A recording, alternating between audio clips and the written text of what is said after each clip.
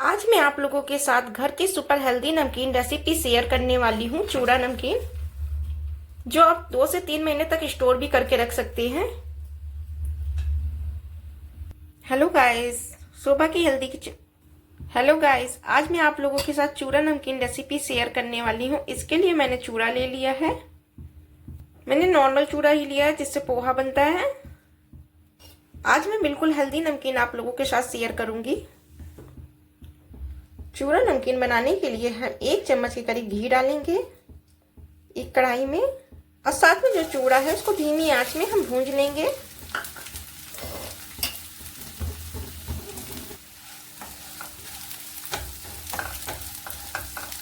बस हमें 2 से 3 मिनट के लिए ही चूड़ा भूंजना है। हम लगातार चूड़े को चलाते रहेंगे। सिर्फ 1 चम्मच घी में ही हमारा चूड़ा अच्छे से भुन जाएगा।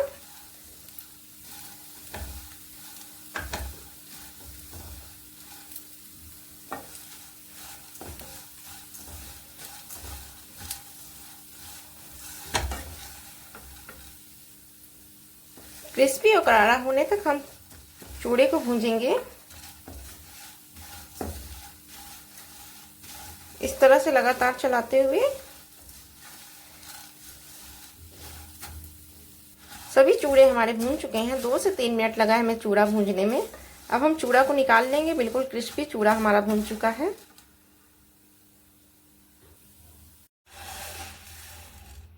गाइस, हमारा चूड़ा भून चुका हुआ है बिल्कुल क्रिस्पी तरह से। अब इसे हम निकाल लेते हैं एक बाउल में। अब उसी कढ़ाई में हम फिर से 1 चम्मच के करीब घी डालेंगे। अब ये मखाने को भी हम तल के बाहर निकाल लेंगे। क्रिस्पी होने तक मखाना को हम तलेंगे।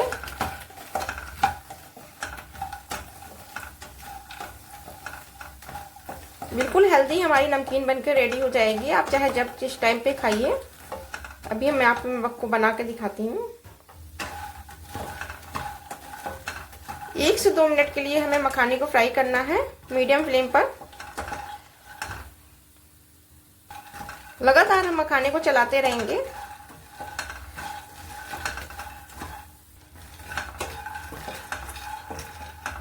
मखाना हमारा तल चुका है। मखाने को भी हम निकाल लेते हैं। फिर से हम 1 चम्मच के करीब घी डालेंगे। अब मूंगफली डालेंगे। लगातार चलाते हुए हम मूंगफली को भी तल लेंगे।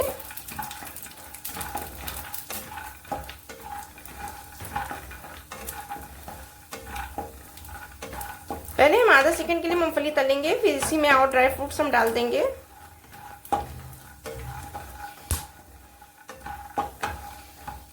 अब बिल्कुल लो फ्लेम कर देंगे, हम हाई नहीं रखेंगे। आधा % तक हमारी मूंगफली हो चुकी है। अब इसी में हम किशमिश भी डाल देंगे।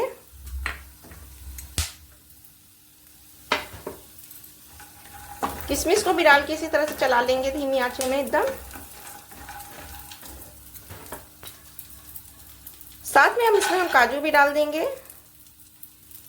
बादाम लिया है मैंने कुछ, इसे बादाम को भी डाल देंगे। लगातार हम इसे चलाते रहेंगे। बस 1 चम्मच घी में ही हमारे सब फ्राई हो जाएंगे ड्राई फ्रूट्स।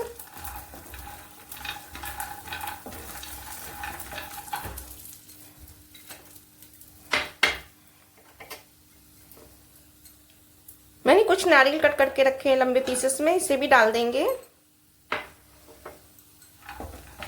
सभी ड्राई फ्रूट को क्रिस्पी होने तक हम तलेंगे।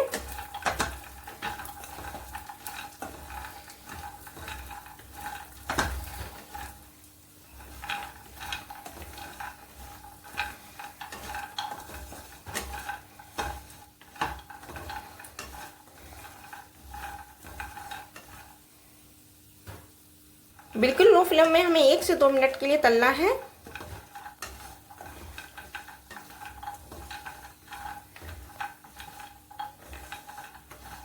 कंटिन्यू हम चलाते रहेंगे इसे।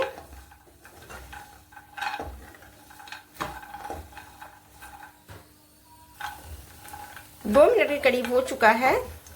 हमारे सारे ड्राई फ्रूट्स भी फ्राई हो चुके हैं। अब हम सभी ड्राई फ्रूट्स को बाहर निकाल लेंगे।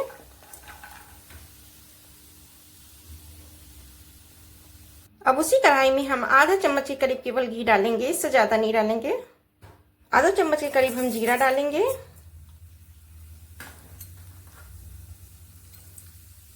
और आधा चम्मच के करीब ही हम सौंफ डालेंगे इसमें। साथ में मैंने 4 मिर्च लिए, उसे बीच से कट कर लिया है, इस मिर्च को भी डाल देंगे इसी में। अब इसे अच्छे से चला के मिक्स कर लेंगे। जीरा सौंफ हमारा मिर्च हो जाए थोड़ा, जीरा सौंफ और मिर्ची हो गई हमारी। अब इसमें आधा चम्मच से कम हल्दी पाउडर डालेंगे। अब गैस को हम बंद कर देंगे। साथ में मैंने जो चूड़ा और मखाना तला था इसे इसमें डाल देंगे। गैस को बंद करके ही अब हम डालेंगे। सभी ड्राई फ्रूट को भी इसी में डाल देंगे। आधा चम्मच के करीब हम जीरा पाउडर डालेंगे, भुंजा जीरा है।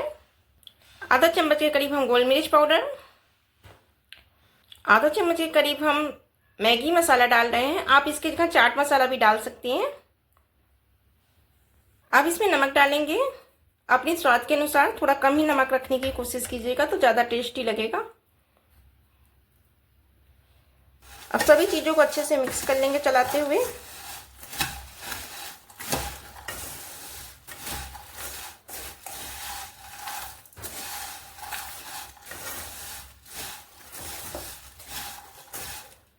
गाइस, हमारी सुपर हेल्दी नमकीन घर में बनकर रेडी हो चुकी है। आप इसे 2 से 3 महीने तक स्टोर भी करके रख सकते हैं, बिल्कुल खराब नहीं होगी। इस तरह से घर में हेल्दी नमकीन। चलिए इसे निकाल लेते हैं। हेलो गाइस, आज मैं पापड़ी की रेसिपी लेकर आई हूँ। आप चाहे चाय के साथ खाइए इस पापड़ी को या फिर इसका चाट बनाकर खाइए, पापड़ी चाट। तो चलिए, पापड़ी बनाने के लिए सबसे पहले मैंने ले लिया है आधा किलो से ज़्यादा ये मैदा है इसमें। अब इसमें हम ऑयल डालेंगे, रिफाइंड ऑयल। साथ ही में हम स्वाद अनुसार नमक डालेंगे।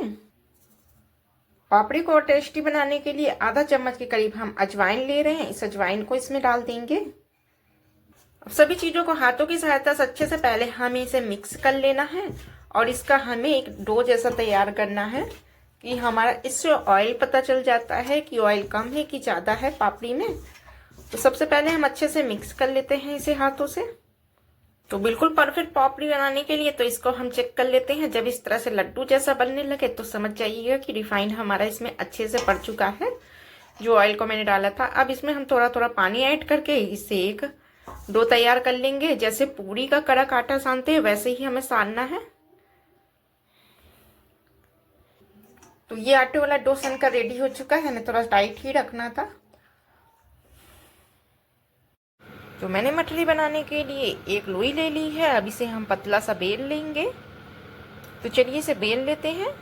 तो मैंने इसे बड़े साइज में बेल लिया है। अब हम इसे अपने मन चाहे शेप में कट कर लेंगे। तो चलिए इसे कट कर लेते हैं। आप जिस चाहे शेप में चाहे उस तरह शेप में काट सकते हैं। तो इस तरह से मैंने कट कर लिया है। चलिए इसे सब प्लेट में एक निकाल लेते हैं। तो ऑयल हमारा गर्म हो चुका है। अब इसमें हम जो सभी कट किए थे मठरी इस तरह से डाल देंगे और कलछुल की सहायता से इस तरह से हम दबाते हुए इसे ऐसे करेंगे, प्रेस करेंगे। तो इससे हमारी मठरी बहुत अच्छे तरीके से फूल भी जाती है और बहुत ही क्रिस्पी और थोड़ी सॉफ्ट भी बनती है। तो इस तरह से हमें कलछुल से करते रहना है 1 से 2 मिनट के लिए, तब तक में हमारा बहुत अच्छे से ये हो जाएगा। और इसे लाल होने तक हम फ्राई करेंगे। हमें हाई फ्लेम पर ही फ्राई करना है, बहुत अच्छे से ये बन जाता है तो भी क्रिस्पी बनेगा। ऐसा नहीं कि मीडियम फ्लेम पर करेंगे तभी हमारा अच्छे से बनेगा।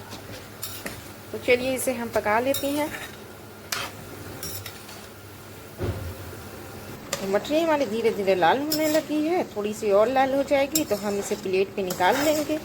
इसी तरह से हमें मठरी को तल लेना है। और बचे हुए का मैं पापड़ी भी बनाने वाली हूँ। मैं 2 रेसिपी एक साथ बनाने वाली हूँ। तो मठरी लाल हो चुकी है, चलिए इसे निकाल लेते हैं। इसी तरह से हम सभी मठरी बनाकर रेडी कर लेते हैं। तो पापड़ी बनाने के लिए मैंने ले लिया है मैदे को। इस तरह से हम चाकू से काट लेंगे छोटे छोटे पीसेस में, फिर इसको हम बेल लेंगे।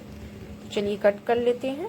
तो इस तरह से हमने पतला पतला बेल लिया है। अब इसको हम एक कांटे की चम्मच की सहायता से इस तरह से छेद कर देंगे। इस तरह छेद करने से कभी मटरी आपकी फूलेगी नहीं, बिल्कुल क्रिस्पी और कुरकुरी बनेगी। इसी तरह से हम सभी बनाकर रेडी कर लेते हैं। तो चलिए हम पापड़ी को छान लेते हैं। इसी तरह से हमें लाल लाल सभी पापड़ी को छान लेना है।